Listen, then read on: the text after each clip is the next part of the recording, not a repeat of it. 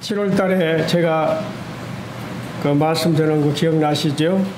하나님의 마음을 감동시킬 때 기적이 일어난다는 그런 주제로 그 말씀을 드렸었고요.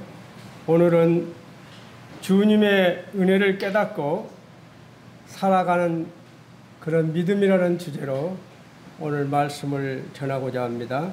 먼저 누가복음 17장 11절부터 19절까지 제가 먼저 11절을 읽겠습니다. 성도님들이 한 절 읽고 제가 읽고 그렇게 하겠습니다.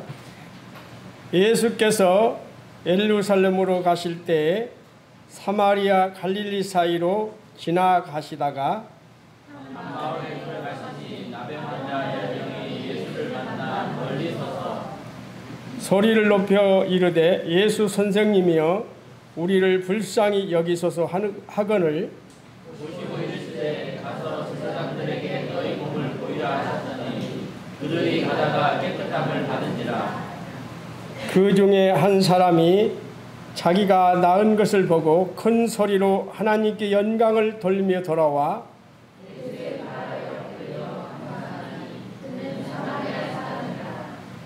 예수께서 대답하여 이르시되 10사람이 다 깨끗함을 받지 아니하였느냐? 그 9은 어디 있느냐? 이 이방 외에는 하나님께 영광을 돌리러 온 자가 없느냐 하시고 그에게 이르시되 일어나 가라 너희 믿음이 너를 구원하였느니라 하시더라. 참 성도님들, 옛날에 그 내비게이션이 없을 때는 어디 가려면은 어느 초가집을 기억하고 전봇대 사이에 몇 개 전봇대를 지나서 어떤 골목으로 간다고 머리에 딱 입력해 놓고 다녔죠. 근데 내비게이션이 생긴 이후로는 그런 것이 없어서 참 편리하죠. 그래서 내비게이션이 생기면서 길 찾기가 훨씬 수월해졌습니다. 그러나 우리의 기억력은 없어지는 것을 보게 되죠. 참 가본 적이 없는 모르는 길도 그 내비게이션의 안내대로만 가면 목적지에 이를 수가 있습니다. 바로 우리의 신앙생활도 이와 같은 것이죠.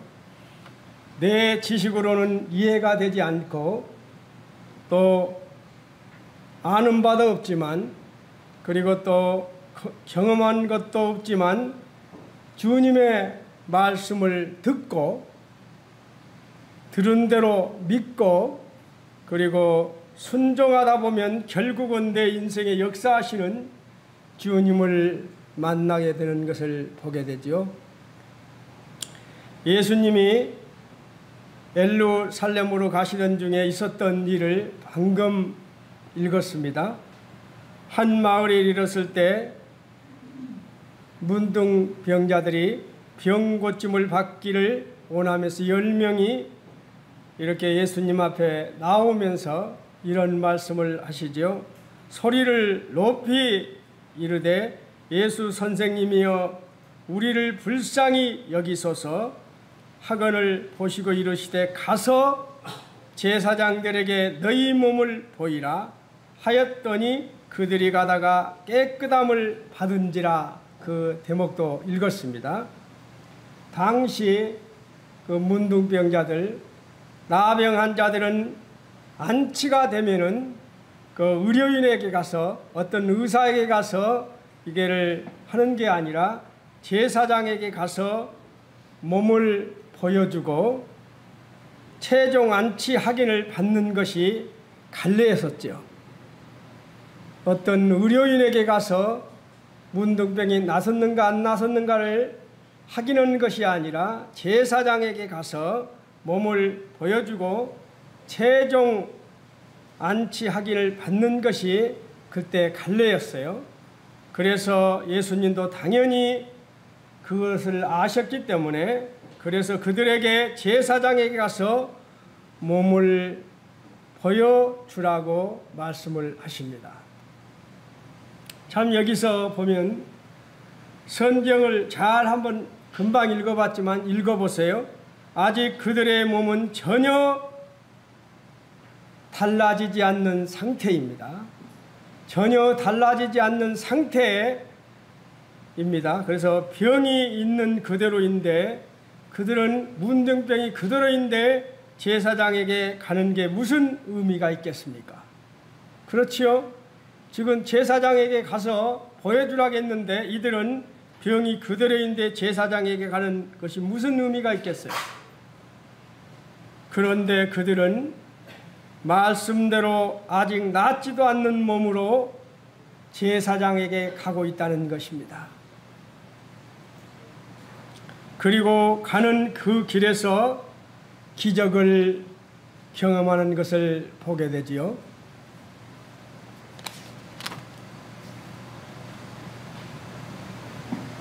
성경은 하나님의 역사와 구원이 그분의 말씀을 먼저 믿고 그 말씀대로 순종할 때 비로소 기적이 일어난다는 것을 일관성 있게 강조하고 있습니다. 다시 한번 말씀드리면 성경에서는 하나님의 역사와 구원이 그분의 말씀을 먼저 믿고 그 말씀대로 순종할 때 비로소 역사가 일어난다는 것을 일관성 있게 강조하고 있고, 이 성경에 다 그렇게 기록이 되어 있지요. 먼저 믿고 그분의 뜻과 말씀에 순종하면 반드시 주님을 경험하게 되는 것이죠.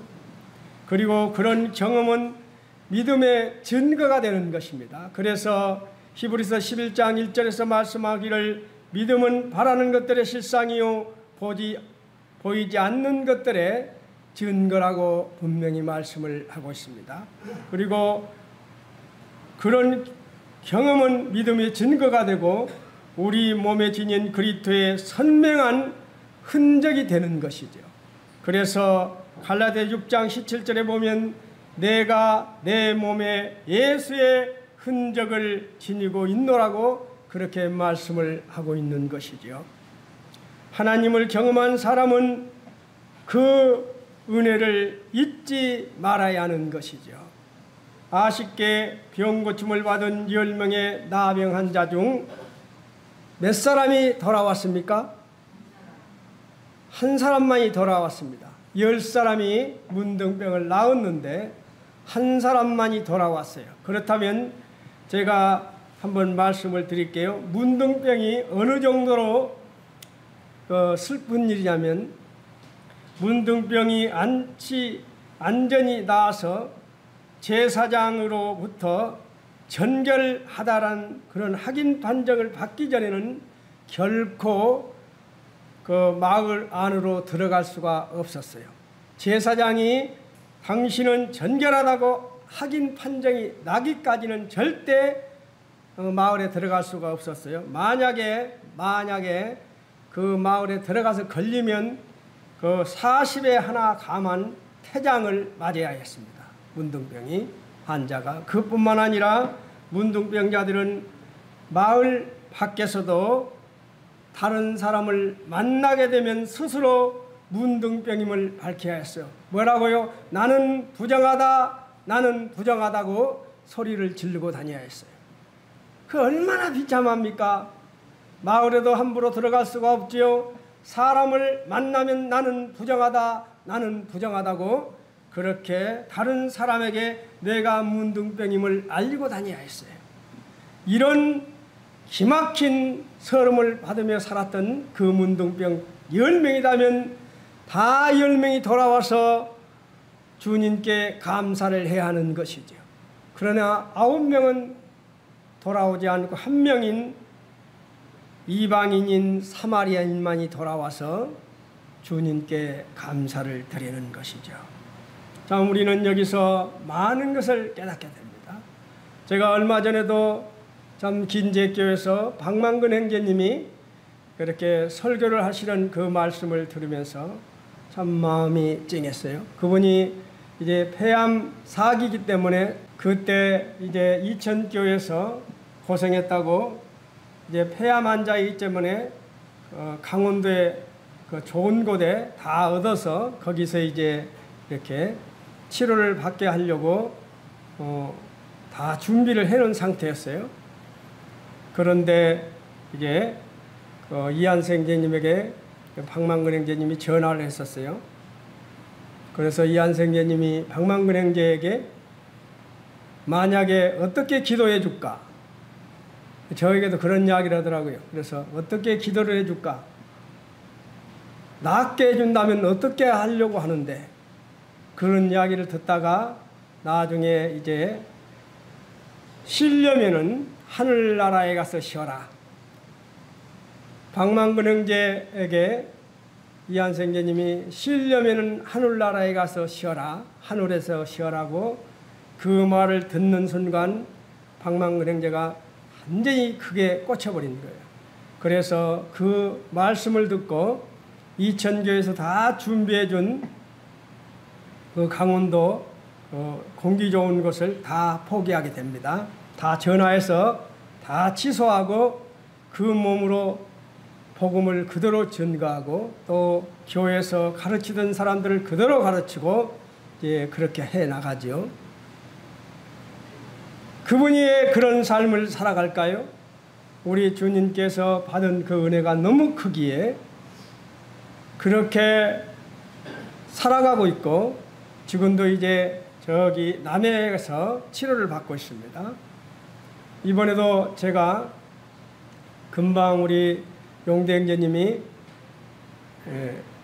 말했지만 이영수 형제님이 이제 해남에서 장례식을 치르는데 입간식에 제가 참여를 했어요. 근데 전국에서 많은 일꾼들이 다 참여를 했더라고요. 그런데 저에게 추모사를 해달라고 해서 참 추모사를 하면서 참 그 형님이 살아온 것들이 너무 말하기가 너무 좋아서 추모사하기가 너무 좋았어요. 그 형님이 의료선교에 갔을 때도 정말 열정 있게 했었고, 그리고 동탄에서 노인 전도할 때도 그렇게 열심히 했었고, 어떤 일이든지 자기 몸을 아끼지 않고 전도에 불을 태웠었죠. 그런 형님의 그러한 마지막 가는 길을 보기 위해서 전국에서, 부산에서도 서울에서도 전국에서 모여서 내가 지금까지 장례식장 간 중에서 그렇게 빡빡하게 다 앉아있는 것을 보았어요. 왜 그렇습니까? 그분이 주님의 그 큰 은혜를 알았기에 그렇게 살다 가신 것이죠. 그리고 우리 용대 형제나 생각지도 않았어요. 저는 이제 김제에서 차를 타고 갔기 때문에. 그런데 나중에 입간식 맞춰서 최 선생님이랑 같이 오는 걸 봤을 때 너무 기뻤었어요. 참 은혜를 아는 사람은 이렇게 다른 삶을 살아가는 것이죠. 저도 얼마 전에 그 형제님들하고 밥을 먹고 이제 최 선생님하고 커피집에 들어가는데 전화가 막 울려요. 그래서 보니까 옛날에 제가 이제 회사 다닐 때 대구에서 우리 협력업체인데 그분이 차로 물건을 납품하는 사람이에요. 근데 저에게 와서 애로사항이 있다고 말하면서 제가 이렇게 해야 먹고 사는데 저를 그만두게 하고 다른 사람을 트럭 운전수를 배치하려고 하는데 저에게 좀 말 좀 해주면 안 되냐는 식으로 말했을 때 제가 대구에 전화를 해서 이 사람 잘하고 있는데 왜 바꾸려고 하느냐고 제가 전화로만 전언했어요. 바꾸지 말고 그냥 이 사람을 쓰면 쓰겠다. 그랬더니 이제 그 업체에서 좀 제 말을 거절하기는 좀 그러니까 안 바꾸고 그분이 연속 이제 이게 자동차 문 닫을 때까지 다녔어요. 저는 솔직히 크게 해준 거 없어요. 전화만 한 번 해서 그분이 어려움 처지에 놓였을 때 그냥 납품할 수 있도록만 전화를 한 번 해줬는데 그분은 그것을 잊지 못해서 저희 어머니가 이렇게 저희 집에 있을 때 이렇게 넘어져서 팔이 좀 나간 적이 있어요. 그걸 어떻게 알고 그 물방댕이를 이렇게 사갖고 왔더라고요. 저희 어머니 돌아가셨을 때도 제가 연락을 안 했어요. 모르니까. 그런데 그 눈이 오는데도 어머니 상당했을 때 왔더라고요. 제가 이 말을 하는 것은 세상 사람도 자기에게 어떤 은혜를 입었을 때는 그 은혜를 잊지 못하고 지금까지 이 더위 어떻게 지느냐고 저에게 전화가 오는 것을 보았었습니다. 바로 하나님의 은혜를 확실히 깨닫고 알았기에 박만근 형제라든지 이영수 형님은 그런 삶을 살다 가신 것이지요. 바로 은혜를 아는 자들은 불과 같은 시험에서도 구원하시는 하나님을 은혜를 기억하는 것이죠. 강야와 같은 세상에서 반석의 물을 주시는 하나님의 은혜를 기억하는 것이죠. 십자가에서 피를 흘리기까지 사랑하신 우리 주님을 기억하는 것이죠. 항상 좋은 것으로 주시려 하시는 하나님을 기억하는 것이죠. 세상 끝날까지 함께 하시는 하나님의 은혜를 기억하기 때문에 우리의 삶이 달라지는 것이죠. 성경 시편 78편 35절에도 분명히 말하고 있습니다. 지존하신 하나님이 저희 구속자이심을 기억하셨도다. 우리는 기억해야 하는 것이죠. 특히 우리 이제 최근에 구원 간증했던 네 분들은 더욱 그런 것들을 기억해야 할 것이죠. 그분이 정말 이렇게 살던 이 네 분에게 구원의 선물을 주셨기 때문에 그 은혜를 기억하면서 삶이 달라지는 삶을 살아야 되는 것이지요. 그리고 예배 시간에 제가 읽어드렸지만 요한복음 9장에서 보면 참 나면서부터 눈먼 자를 눈을 뜨게 하는 간경이 나오지요. 바로 주님은 날 때부터 소경된 자를 목격하시고 그냥 지나가지 않으셨습니다. 불쌍히 여기시고 그를 진정한 이웃으로 생각하시고 그에게 눈을 뜨게 하시지요. 우리 주님은 언제나 절망적인 상태에 처한 사람들을 그 고통을 자신의 고통처럼 느끼면서 언제나 이웃이 되어 주셨다는 사실이죠. 참 우리 주님께서 참 나면서부터 눈먼 그 소경에게 참 침으로 진흙을 이기셔서 참 이게 눈을 발라서 어떻게 합니까? 실로암 못에 가서 씻으라 합니다. 참 이 소경이 만약에 그 소경들이 상당히 기가 박다고 그러지요. 우리는 듣지 못하는 소리를 그 소경 환자들은 잘 듣는다고 그래, 귀로. 그렇다면 우리 예수님께서 침을 뱉을 때 좀 이렇게 그냥 하는 거에 좀 뱉었을 거 아닙니까? 그 소리 안 들었을까요?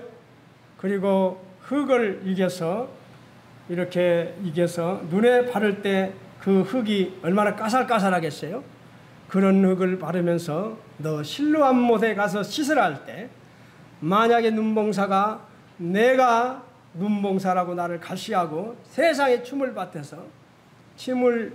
밭에서 흙으로 이겨서 내 눈에 바르고 세상에 거기 가라 간다고 만약에 그런 불만을 말하면서 실로암 못에 가지 않았다면 그런 눈을 뜨지 못했을 것입니다. 침으로 진흙 이겨 내 눈 바르시고 실로암 못에 가서 씻으라 하시네.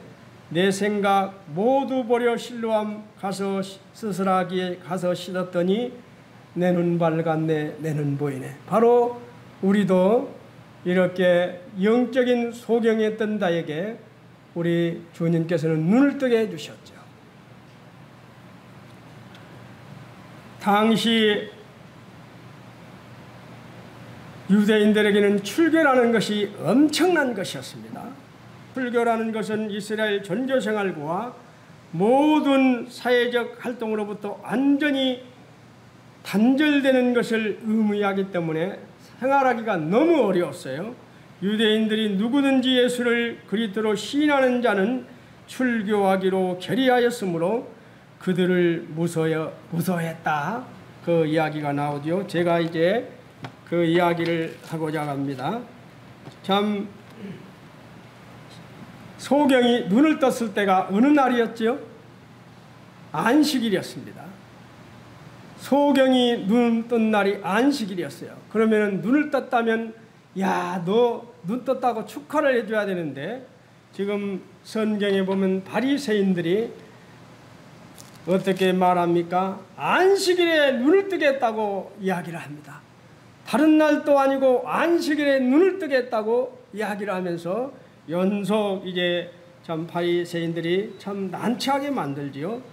또 이렇게 이야기를 하지요. 바리새인들이 내 눈이 어떻게 떠졌느냐고 묻습니다. 대답하되 예수라 하는 그 사람이 진흙을 기어 내 눈을 바르고 나더러 실로암 가서 씻으라 하기에 가서 씻었더니 내가 보입니다 하고 말을 합니다. 그렇게 하면 아 그랬구나 하고 오히려 참 그분을 영광을 올려드려야 되는데 그게 아니고 그날이 진흙을 이겨 눈을 뜨게 한 날은 안식일이라 그렇게 말하면서 또 바리새인들이 또 맹인되었던 자에게 다시 묻게 되지요. 다시 물어 그 사람이 내 눈을 뜨게 하였으니 너는 그를 어떠한 사람이라 하느냐고 묻습니다. 그때 예수님에 대해서 좋게 말하면 출교를 당하는 형편이지요. 그런데 이 눈봉사는 어떻게 하고 있습니까? 대답하되 선지자니이다.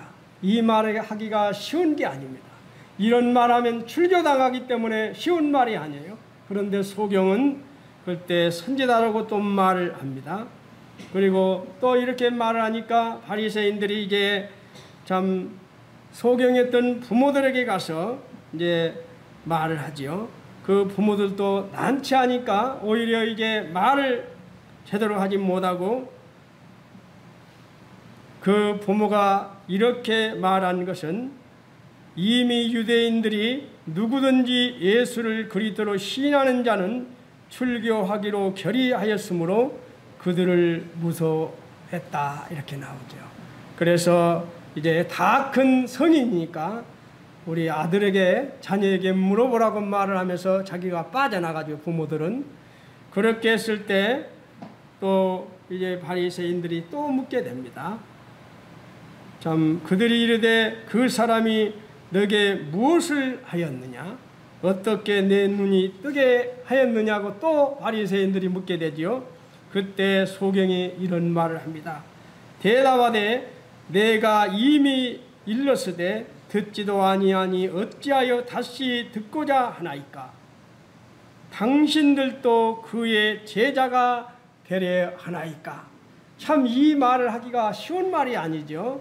당신들이 바리새인들 당신들 그분의 예수님의 제자가 되고 싶어서 나에게 연속 묻는 겁니까? 이렇게 말하는 것입니다. 그리고 또 이렇게 뒤로 넘어와서 이제 또 바리새인들이 또 말을 물을 때 창세 이후로 맹인으로 난 자의 눈을 뜨게 하였다함을 듣지 못하였으니 이 사람이 하나님께로부터 오지 아니하였으면 아무 일도 할 수 없다고 이렇게 당당하게 말을 소경은 하지요. 그는 분명 내가 선지자입니다 그런 말을 하거나 당신들이 그의 제자가 되려 합니까?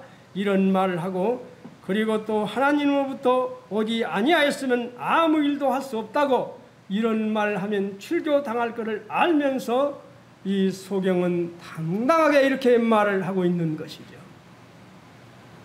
우리에게 많은 교훈을 주고 있습니다. 우리는 눈을 떴습니다. 소경처럼 영적인 눈을 떴어요. 그런데 우리는 어떻게 살아가고 있습니까? 소경은 눈을 떴을 때 당당하게 이렇게 말하죠. 이렇게 말을 하니까 바로 쫓아내어 보내니라. 이 말은 출교시켰다는 말입니다. 소경이 이런 말을 했을 때 유대인들이 쫓아냈다는 말은 출교를 시켰다는 거예요. 그러면 그때부터 생활하기가 매우 어려워지는 것입니다. 소경이었을 때도 앞이 안 보여서 어려웠는데 이제 눈이 뜨고도 어려움을 당할 처지에 놓여 있을 때 우리 주님이 나타난다는 거예요. 저는 이 말씀을 준비하면서 이거에 너무 감사했어요. 예수께서 그들이 그 사람을 쫓아냈다 하는 말을 들으셨더니 그를 만나러 오신다는 거예요. 그렇게 당당하게 자기가 어떠한 해를 입을지를 알면서도 그렇게 당당하게 말했던 봉사에게 우리 주님은 오셨다는 것입니다. 직접 오셨다는 거예요. 직접 오셔서 내가 인자를 믿느냐고 묻습니다. 예수께서 이르시되 내가 그를 보았거니와 지금 너와 말하는 자가 그이니라. 그 말할 때 그 봉사는 내가 믿나이다 하고 주저없이 말하고 있습니다. 우리에게 많은 것을 교훈하고 있는 것이죠. 문둥병자 10명 중에서 한 명만이 돌아왔습니다. 그것도 이방인인 사마리아인만이 돌아와서 감사를 표했습니다. 그리고 이 소경은 그 당시에 출교가 얼마나 무시무시한 것을 알면서도 그는 눈을 뜨게 한 그 주님이 너무 감사해서 어떠한 일도 각오하고 있지요. 바로 이것을 보면서 저는 잠시 다니엘의 세 친구들을 생각해 보았습니다. 사드락과 메삭과 아벳느고가 어떻게 합니까? 느부갓네살 왕이 금신상 27m 되는 금신상을 만들어 놓고 너희들 고개 한 번만 까딱해라. 그러면 너희들 살려줄게. 그렇지만 사드락과 메삭과 아벳느고가 그 뜨거운 불물 속에 들어가면서 그 들어가기 전에 이런 말을 하지요. 만일 그럴 것이면 왕이여 우리가 섬기는 우리 하나님이 우리를 긍휼히 타는 불물 가운데서 능히 건져내시겠고 왕의 손에서도 건져내시리다. 그리 아니하실지라도 정말 감사하죠. 그리 아니하실지라도 왕이여 우리가 왕의 신들을 섬기지 아니하고 왕의 세우신 금신상하게 절하지도 아니할 줄 아옵소서. 이런 고백을 하는 사드락과 메삭과 아벳느고의 삶을 보면서 우리에게 많은 교훈을 주고 있습니다. 사드락과 메삭과 아벳느고도 배울 만치 배운 사람들입니다. 얼마든지 자기 생명의 기중을 아는 사람들이었죠. 얼마든지 말할 수 있지요. 지금 느부갓네살 왕이 저렇게 뜨거운 불무에 불을 담가놓고 나에게 고개를 안 숙이면 던진다 하니 내가 이 순간만 모면하기 위해서 고개를 잠깐만 숙이겠습니다. 그렇게 하고 핑계를 댈 수도 있지만은 그들은 그렇게 하지 않았다는 거예요. 그리 아니하실지라도 왕이여 우리 왕의 신들의 섬기지도 아니하고 왕의 세우신 금신상에게 절하지도 아니할 줄 아옵소서. 이렇게 했을 때 세 사람을 불에 던졌는데 몇 사람이 걸어다닙니까? 네 사람이 걸어다닌다는 거예요. 하나님께서는 이스라엘 백성들에게 꼭 이런 믿음으로 행했을 때 그냥 놔두지 않고 언제나 기적을 행하셨습니다. 성경은 하나님의 역사와 구원이 그분의 말씀을 먼저 믿고 그 말씀대로 순종할 때 비로소 기적이 일어난다는 것을 이 성경에서 누누이 말하면서 일갈성 있게 말하고 있습니다. 하나님의 역사와 구원이 그분의 말씀을 먼저 믿고 그 말씀대로 순종할 때 역사가 일어나는 것을 성경에서 연속 말하고 있어요. 그리고 하나님께서는 이스라엘 백성들에게 기업을 주시겠다고 약속하신 가나안 땅은 그냥 주시는 땅이 아니었다는 거예요. 하나님께서 이스라엘 백성들에게 기업으로 주시겠다는 땅 가나안 땅을 그냥 줬습니까? 그냥 주지 않았습니다. 가나안 땅은 그냥 주는 땅이 아니었습니다. 이스라엘 백성들이 그곳의 거주민들과 싸워서 이겨서 빼앗아야 하는 땅이었다는 것이죠. 우리에게도 하나님께서는 약속하신 가나안 땅이 있습니다. 그 땅은 예수님의 십자가의 대속으로 인해서 우리 앞에 펼쳐져 있는 것이죠. 예수님께서는 십자가에서 다 이루었다는 승리하시고 우리에게 이 땅을 점령하라고 말씀하셨습니다. 너희는 가서 모든 민족을 제자로 삼으라고 말씀하셨습니다. 성도답게 살라고, 그리고 이 땅에서 복음을 전파하라고 말씀을 하셨습니다. 그렇다면 복음을 전파하려면 영적인 전쟁은 필수인 것이죠. 이번에도 박만근 형제님이 그 말이 나는 너무나도 확실한 말이었어요. 우리의 삶 속에서 고난이었다는 것은 그리스도인다운 삶을 살지 않고 있다는 증명이라는 것이었습니다. 고난, 그리스도인답게 살려고 하면 고난이 따를 수밖에 없다는 것이었습니다. 참 그 말이 아멘이 됐어요. 그렇지요.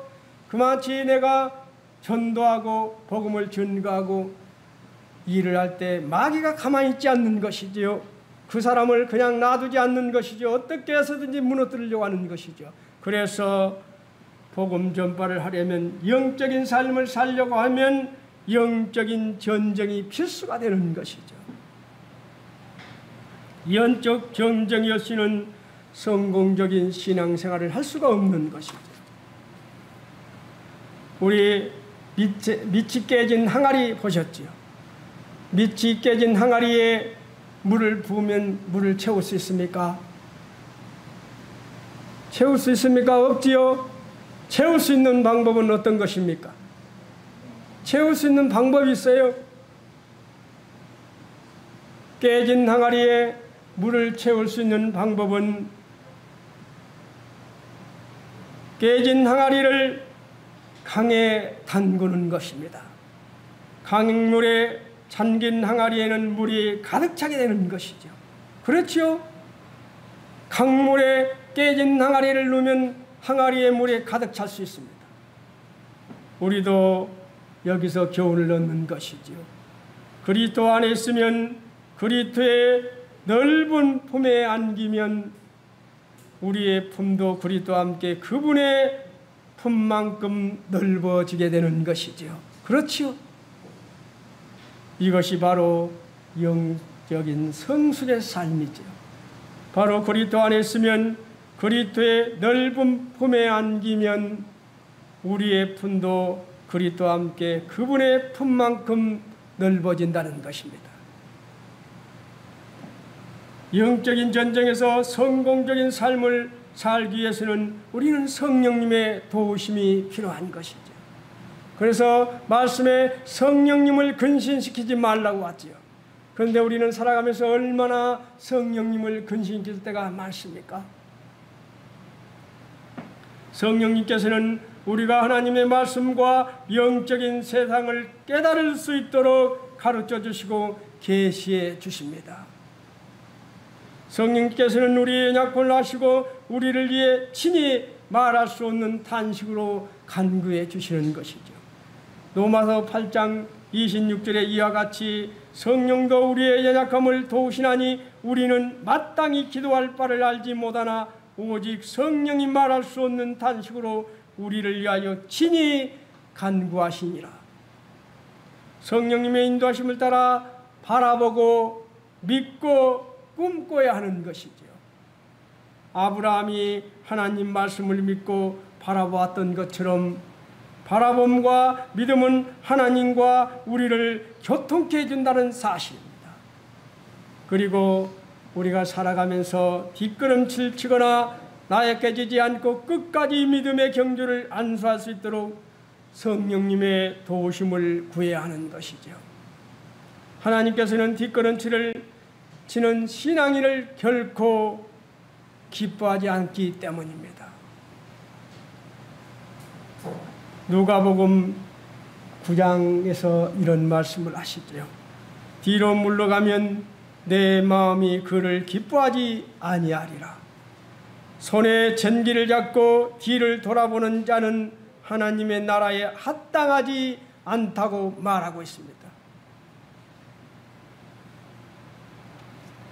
영적 성숙을 위해서는, 영적 전쟁에서 승리하기 위해서는 우리는 하나님의 말씀을 믿어야 하는 것이죠.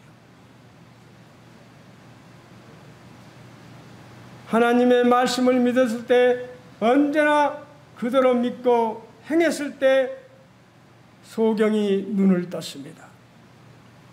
문둥병자가 이미 낫지 않았는데 그 말씀을 믿고 제사장에 가다가 가는 길에서 문둥병이 나았습니다. 바로 하나님 말씀을 믿는 것이죠. 하나님 말씀을 간절히 사모하고 믿으면 그 말씀은 살아있어 유대한 역사를 이룬다는 사실을 성경에서 우리는 많이 보았습니다. 믿음의 결단과 순종하는 행동으로 믿음을 보이며 살아야 하는 것이죠. 이번에도 이영수 형님은 그런 믿음의 결단과 순종하는 행동으로 정말 살다가 주님 품에 갔습니다. 그렇기 때문에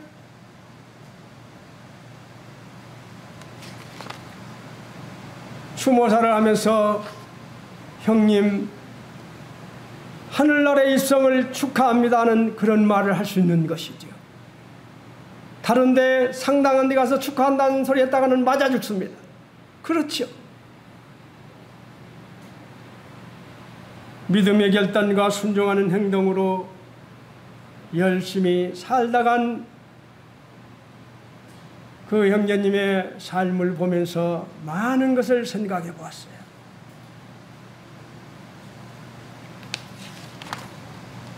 기적이 일어날 것을 기대하고 우리는 감사를 드려야 하는 것입니다. 살아있는 믿음은 기적이 일어날 수 있는 가능성이 열려 있음을 기대하는 게 믿음이죠. 우리에게 중요한 것입니다. 진정한 신앙에는 기적의 날개가 있다고 말씀을 드리고자 합니다. 진정한 신앙에는 기적의 날개가 있다는 거예요.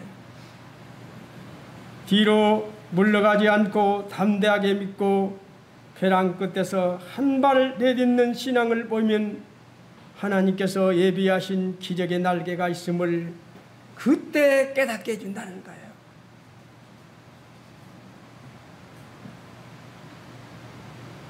우리의 믿음 상태가 우리의 삶을 이끌어가고 만들어 간다는 사실을 우리는 꼭 알아야 합니다. 우리의 마음 상태가 우리의 삶을 이끌어갑니다. 성공과 실패가 내 마음에서 나오기 때문에 이것이 중요한 것이죠. 내가 어떠한 마음을 먹고 어떠한 믿음으로 살아가느냐가 중요한 것이죠. 저는 어제 손녀딸들이 보고 싶어서 아들 집에 갔어요. 그래서 교제를 하고 있는데 김철희 형제님이 해남에서 올라오면서 전화가 왔어요. 긴제를 좀 왔으면 쓰겠다고 같이 식사하자고 하기로 했다고. 그래서 내가 반바지가 입었다고 핑계대고 안 가려고 내가 반바지 입어서 내가 못 가겠다고 그렇게 이야기를 하니까 자기도 해남에서 오면서 반바지를 입고 올라오고 있다고. 그렇게 하는데 거절할 수가 없었어요. 그래서 제가 우리 손녀딸들하고 좀 이야기하다가 반바지 차림으로 김제에 갔어요. 김제에 갔는데 이한수 형제님이 고생했다고 이제 삼계탕을 사준다고 했는데 삼계탕 사준 집에 갔는데 이제 문을 닫아놔 버렸어요. 또 다른 집에 가니까 또 휴가라고 문을 닫아놨어요. 그래서 이제 다른 곳에 가면서 이제 생각지도 않은 그 민물장어집으로 가게 됐습니다. 그냥 간단히 먹으려고 했는데 주님이 민물장어집으로 인도를 해서 거기서 선이 잘 먹었어요. 비싸잖아요. 그래서 좀 얻어먹기가 좀 미안하더라고요. 너무 비싼 거라. 잘 먹고 나오는데 전화가 막 울려요. 이한수 형제님이 전화가 울리더만 어떤 자매님이 전화가 오더니만, 형제님, 제가 얼마 되지 않는 돈이지만 용돈을 어느 돈을 넣었습니다 하고 전화가 왔어요. 제가 이 말씀을 하는 것은 참 이한수 형제님이 언제나 그런 말을 하더라고요. 자기는 어디서 오면 그냥 뒤에 어떤 것을 생각하지 않고 무조건 산다고 그래요. 옛날에도 어느 일꾼들한테 오라고 해서 횟집에 가서 회를 사버렸는데 돈이 제법 나왔더래요. 그래서 이제 계산하고 나오는데 그 얻어먹었던 형제님들이 가면서 내가 형님한테 얻어먹겠습니까?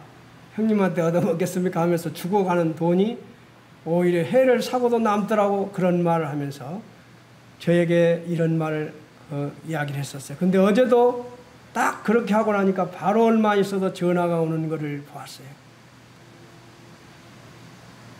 참 주님께 그렇게 섬길 때 주님은 그런 방법을 통해서 공급하는 것을 보았습니다. 그게 아무것도 아닌 것 같지만 정말 믿음으로 사는 삶이었어요. 바로 진정한 신앙에는 기적의 날개가 있다는 것입니다.